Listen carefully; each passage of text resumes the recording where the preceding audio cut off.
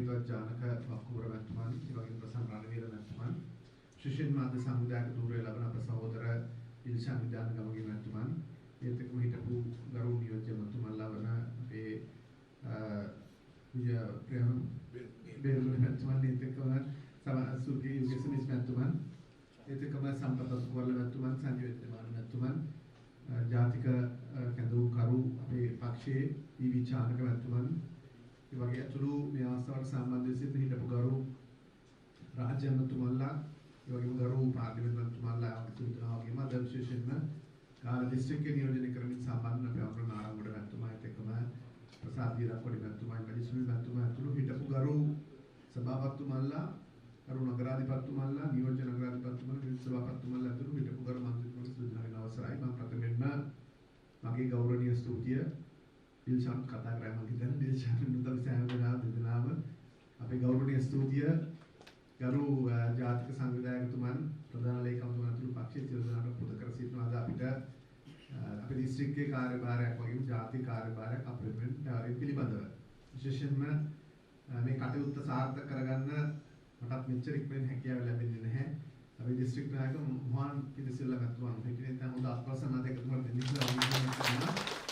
සම ගෞරවනීය සාධකත් මිනිසෙක්ට හේතුව එතකොට මගේ තාත්තත් එක්ක තමයි දේශපාලනය කරේ. ඉතින් ඒ කාලේ විජේපක්ෂ මම දේශපාලනය කරේ නාම රාජපක්ෂ මැතිතුමනි. ඉතින් එතකොට තාත්තත් එක්ක දේශපාලනය කරේ ගාල්ලේ මොහන් පිටිසිල්ල මැතිතුමා. ඒ අතරම විජේපක්ෂ මැතිතුමාගේ දේශපාලන පුත්‍රයා මොහන් පිටිසිල්ල මැතිතුමා. එතුමා එක පසුගිය කාලේ ඇතුළේ දේශපාලන අරමුද හමුවේ කිසි විටක අපේ මිත්‍රත්වයේවත් ඒ අපේ සහෝදර බැම්මවත් පළුදු වෙන්න එතුමා ඉඩ තිබුවෙත් නැහැ, මම ඉඩ තිබුවෙත් නැහැ. ඒ නිසා තමයි මේ කටයුත්ත මෙතරම් පහසුනේ. නැත්නම් වර්තමානයේ වල විට ජයග්‍රාහී මානසිකත්වයෙන් ශ්‍රී ලංකා පොජන කරන කටයුතු කරන්නේ අපි කියන විදිහට අපිට ලේසි නැහැ. අතුරට ඇදෙන්නවත් දැන් මම හිතන්නේ ඒක ලේසි වැඩක් නෙවෙයි. ඒ නිසා ඒක පහසුනේ පක්ෂයේ ආශිර්වාදය වගේම මහින්ද රාජපක්ෂ අපේ පසු නිර්දේශ ජනාධිපතිතුමන්ගේ ආශිර්වාදය වගේම නාම රාජපක්ෂ මැතිතුමාගේ කැමැත්ත වගේම මොහන් පිටිසිල්ල මැතිතුමාගේ දායකත්වය නිසා කියන කාරණේ මම ඉතාම ගෞරවයෙන් මේ අවස්ථාවේදී සිහිපත් කරනවා. ඒ වගේම ගාල්ල දිස්ත්‍රික්කයේ පක්ෂයත් සමග අඛණ්ඩව නොසැලී සිටි ඒ වගේම අපිත් එක්ක කටයුතු කරපු බහුතරයක් දෙනා අද මේ ස්ථානට එකතු වෙලා තිනවා. මම ඒ නිසා පළාත් පාලන අතුරු ප්‍රධානීන් හැටියට විශාල පිරිසක් මේ ස්ථානට එකතු වෙලා ඉන්නවා.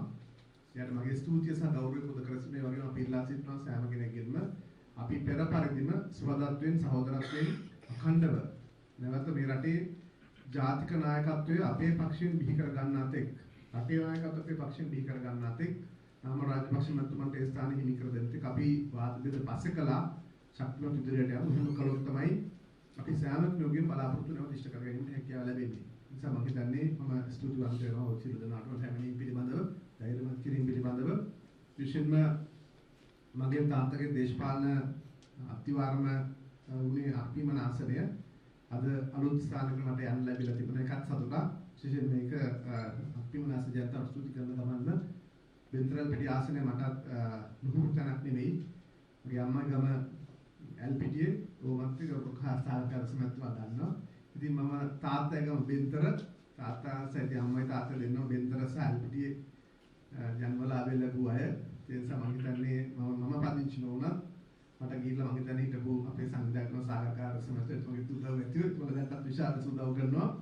යම් ගැටලු සමනය කරගන්න. ඉතින් ඒ සෑම කෙනෙකුගේම සහයෝගයෙන් බෙන්තරල් පිටි ආසනයත් දිස්ත්‍රික්කයත් නැවත විශිෂ්ට ජයග්‍රහණයක් වෙනුවෙන් මොහොන් පිටිසිල්ල මැතිතුමා සමග යොමු කර ගැනීමට අපිට අවශ්‍ය ඒ දායකත්වය අනිත් කණ්ඩායමත් එක්ක ලබා දෙනවා කියන කාරණේ ඉතාම ගෞරවයෙන් සිහිපත් කරමින් සෑම දිනකටම ජය වේවා කියන හිතනවා සෑම දිනකටම බොහෝ ස්තුතියි.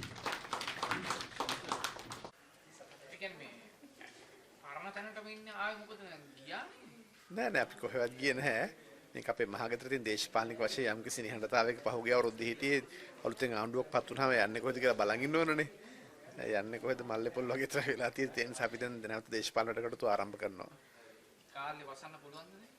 කිසිම ගැටලුවක් නැහැ. අත්‍තරම ශ්‍රී ලංකා පොදුජන පෙරමුණට ලංකාවේ වැඩිම ප්‍රතිශතයක් ලැබුණු දිස්ත්‍රික්කය තමයි පොදුජන පෙරමුණේ දිස්ත්‍රික්කයක් තමයි ගාල්ල දිස්ත්‍රික්කය.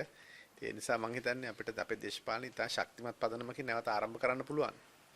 ගාල්ල කොහොමද මේ නැත්නම් කොහොමද මේ කියන්නේ වැඩි හරියට වෙනවද මේ ආණ්ඩුව කරගෙන යනවද මොකද තාත් ඉන්නේ මම හිතන්නේ. කට්ටිය කියන ප්‍රකාශත් එක්ක කොහොමද තාත් එක ආණ්ඩුවේ තත්ත්වය අපිට වඩා ඔයගොල්ලෝ හොඳටම දන්නවා රටේ ජනතාවක් දන්නවා. ඉතින් මම හිතන්නේ දිනෙන් දින ජනතාව බලාපොරොත්තු ගිලිහෙන පිරිහෙන ලක්ෂණ තමයි තියෙන්නේ. ඒ නිසා මම හිතන්නේ ශක්තිමත් විපක්ෂයකට අපි සංවිධානය වෙන්නට අවශ්‍ය ගුණගත වෙන්න අවශ්‍යයි. විපක්ෂ කාර්යභාරය ගැන කතා කිරීමේදී අද ශ්‍රී ලංකා පොත්ජන පෙරමුණ ඒකේ ඉදිරියෙන්ම ඉන්නවා. ඒ වගේම නාමල් රාජපක්ෂ මහත්මයා විශේෂ කාර්යභාරයක් ඉටු කරනවා.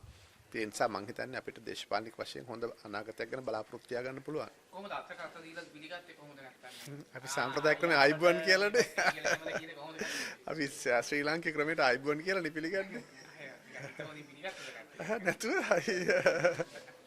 එනකම් බලාගෙන ඉන්නේ. දැනට ශ්‍රී ලංකා පොත්ජන පෙරමුණට ගාලට යන්න හැකියාව තියෙනවද පොඩ්ඩක් එලින් කියාගෙන වැඩක් කරන්න. පැහැදිලිවම අපි ඉතිහාසයේ පුරාම ගාල දිස්ත්‍රික්කෙට විශාල වැඩ කොටසක් කරලා තිබෙනවා. මහින්ද රාජපක්ෂ ජනාධිපතිතුමා යුගයේදීත් එහෙමයි.